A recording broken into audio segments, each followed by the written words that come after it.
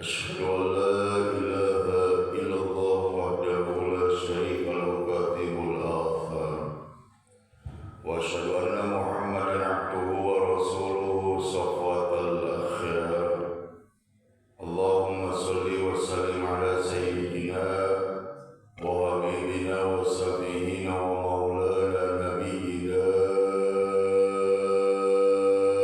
محمد وعلى آله وأصحابه أجمعين أما بعد. Bersyukur kepada Allah Subhanahu wa Ta'ala yang mana pada kesempatan yang mulia ini kita masih bisa duduk bersimpuh, masih bisa mengayunkan tangan kita, melangkahkan kaki, menggerakkan hati yang paling dalam untuk melaksanakan kewajiban kita sholat subuh, dan alhamdulillah kita laksanakan secara berjamaah, dan alhamdulillah kita dilanjutkan dengan pengajian ahad subuh. Semoga langkah bapak-bapak semuanya Allah senantiasa langkah-langkahnya dijadikan untuk amal kebaikan dan untuk penghapus dosa-dosa kita, amin ya rabbal alamin. Dan semoga kumpulnya kita di sini menjadikan satu wasilah, satu sababiyah Allah curahkan keberkahan, amin ya rabbal alamin.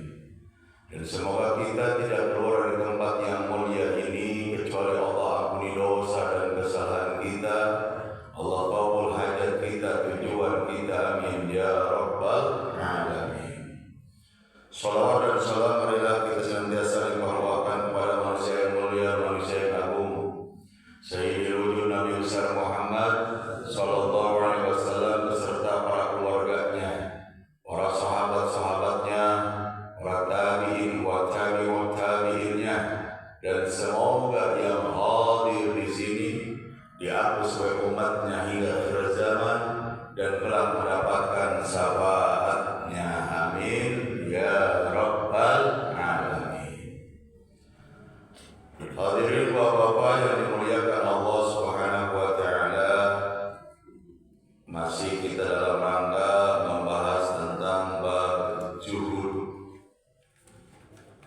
Bab juhud ini lawan dari buku dunia, cinta dunia. Di dalam kitab ini dijelaskan wa'ani wa anhu qala Rasulullah SAW ad-dunya sijanul mu'mini wa jannatul kafiri, rawahu Muslim. Dan daripada Abu Hurairah berkata, qala Rasulullah SAW, telah bersabda Rasulullah SAW, ad-dunya sijanul mu'minin, dunia bagaikan penjara bagi orang-orang mukmin, wa jannatul kafir, dan surga bagi orang kafir. Maksud hadis ini, dunia itu diibaratkan penjara bagi kaum mukmin dan surga kesenangan bagi orang-orang kafir. Kenapa dunia ini bagikan penjara bagi orang mukmin? Karena secara otomatis kita hidup di alam dunia ini ada aturan, terpenjara dengan sendirinya, yaitu tidak mengumbar syahwat, harus taat kepada Allah, ada aturannya, ada hukumnya. Tidak boleh kita bebas semena-mena menjalankan keburukan, kejahatan ataupun kezaliman. Ada aturan hukumnya. Jadi secara otomatis hidup di alam dunia ini kita terpenjara. Karena apa? Ada aturan mainnya. Enak aja. Ini dunia milik Allah. Kita mau seenak model dewek. Hukum-hukum dilanggar. Kalau kita bebas, hukum-hukum dilanggar, tidak taat perintah Allah dan tidak menjauhi larangannya, maka kelak di akhirat akan dibalas oleh Allah Subhanahu wa Ta'ala. Jadi bagi orang mukmin, dunia ini penjara. Ada aturan mainnya bagi yang beriman. Tidak boleh mengeluarkan syahwat seenaknya. Walaupun kita pengen, tapi memang tidak halal, atau kita pengen memang bukan milik kita, jangan. Atau kita tidak boleh santai karena di situ ada perintah untuk taat kepada Allah, laksanakan. Dan di situ ada nahinya, ada larangannya, tinggalkan. Beda sama orang-orang kafir. Dunia itu al-jannah, surga bagi orang-orang kafir. Bebas berbuat apa saja. Tidak ada aturan main bagi orang-orang kafir. Karena apa? Hidup mereka hanyalah di dunia saja. Tak kala di akhirat mereka kekal dan abadi di neraka. Na'udzubillah min dzalik. Jadi masya Allah, kalau kita hidup dalam dunia seenaknya, nggak taat perintah Allah, nggak jauhi larangannya, ini dunia milik siapa? Yang nyiptain siapa? Allah. Dan balasan kita harus mengabdi kepada Sang Maha Khalik yang menciptakan alam dunia ini. Kalau pengen bebas ya tidak menjadi orang kafir, benar? Orang kafir bebas, nggak ada aturan. Mau mabok, mau judi, mau apa bebas. Ya. Bebas. Bagi orang kafir nggak ada aturan mainnya. Kalau umat Islam, khususnya orang beriman, terikat bagaikan penjara dalam dunia.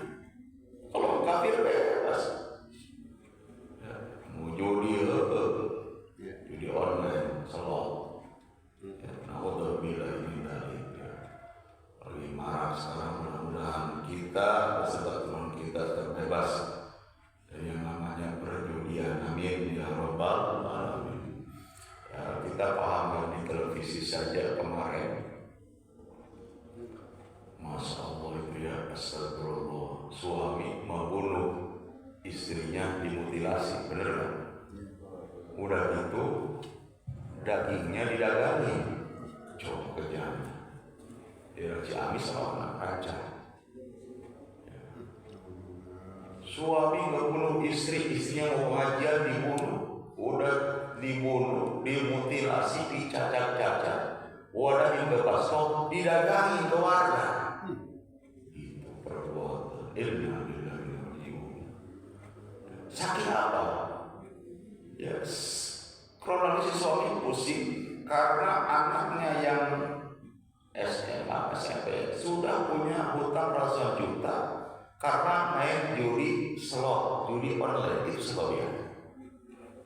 Akhirnya dia berentenir ke pinjol, pinjaman online juga. Akhirnya ketika orang tua mengetahui, kan jadinya gelap mata. Ya awalnya dari situ juga. Merusak, terjadi pembunuhan, penggelapan aset-aset ataupun tadi terjadi pencurian. Kenapa?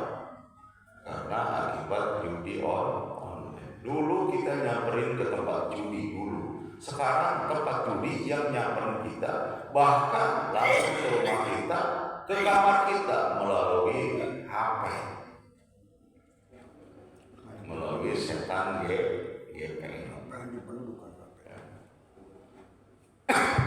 Apa kita tidak boleh pegang HP? Boleh. Sama juga dengan HP. Tinggal kita ya dimanfaatin, bisa manfaat. Apa kita memang jadi madorot HP ini? Tergantung gelas.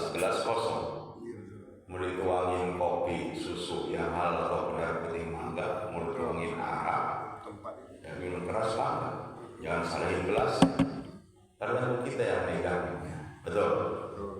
Itu yang Allah kejadian. Udah itu dagingnya dimutilasi, dibaskom, didagangi, dia sama-sama keluar. Siapa yang mau daging istrinya? Kenapa? Gelap mata. Gara-gara pusing harus bayar hutang karena anaknya kecanduan judi online. Na'udzubillahi min dzalik. Jadi ada aturan mainnya Islam itu di dunia. Kalau orang kafir silahkan, karena apa? Kesenangan mereka yang di dunia. Makanya aneh orang kafir lagi. Dia senangnya di dunia. Kalau kita ada alam yang namanya akhirat lagi. Nanti dibahas dari yang kedua. Jadi ada beban buat kita untuk mengumpulkan bekal sebanyak-banyaknya untuk pergi pulang ke negeri akhirat. Disitulah kita bebas, tidak diwajibkan ibadah. Ya, apalagi kita sampai masuk surga, ya Allah, ya Rabbana, fasilitas yang luar biasa di surga. Menjadi surga menjadi, masya Allah, bidadari menjadi. Ya, bodas, gelis nawe di alam dunia menjadi orang putih, saking putihnya ketika minum terlihat airnya mengalir, masuk. Terus parawan terus ya, oh janda, parawan terus, dan nenek pun jadi muda, jadi muda lagi sekitar umur 25. Ya. Amin, pasti sama, tinggal layak ibadah. Ya. Ini di Al-Quran sudah jelas, jadi sudah jelas, bukan dong yang belaka. Bahwasanya di surga luar biasa keindahannya, luar biasa fasilitasnya dari Allah. Tidak ada istilah ketegangan, tidak ada kecemburuan, semua bersih dalam surga. Balasan bagi orang-orang yang beriman. Timbul pertanyaan, apa kita bakal masuk surga? Pasti masuk. Cuma tadi dia memang masuk ke surga orang perlu bersih heula. Bersihkan dosa itu digodok heula. Ibarat, ya, saya sering katakan ibarat pakaian, ya mau dimasukin ke lemari, pakaian bersih itu melalui proses dulu. Nih baju yang kita pakai, kok yang kita pakai mau bersih, udah kotor mau bersih kembali, apa? Direndam dulu, benar nggak? Udah direndam, digilas, kalau mesin cuci, wow. Ya, apakah selesai belum? Dijemur. Apa dijemur udah selesai belum? Disetrika. Nah, setrika. Habis setrika diterapin baru masukin ke lemari. Begitu kita prosesnya. Ya, neraka dulu digodok dulu, neraka luar biasa. Panasnya api dalam dunia nggak ada apa-apanya, kembangnya doang dibanding panasnya api neraka. Ketika haus pengen minum, dikasih yang ada darah dan nanah. Yang mudah-mudahan tatkala hari mizan, hari pertimbangan, ya kita lolos tanpa ke neraka dulu, langsung ke dalam surganya Allah Subhanahu wa Ta'ala. Amin ya rabbal alamin. Ada hari mizan juga, hari pertimbangan. Ya, jangan kemana ya amalnya kakak tuku apa kecak kan gitu. Tinggal dihitung. Sudah orang rasakan. Disitulah rahmat Allah, syafaat Nabi sallallahu alaihi wasallam. Kenapa saya katakan ini rahmat Allah? Kalau kita ke surga karena sholat, kita sholat yang mana dulu? Yang buat kita surga, benar tidak? Sholat kayak orang can khusyuk.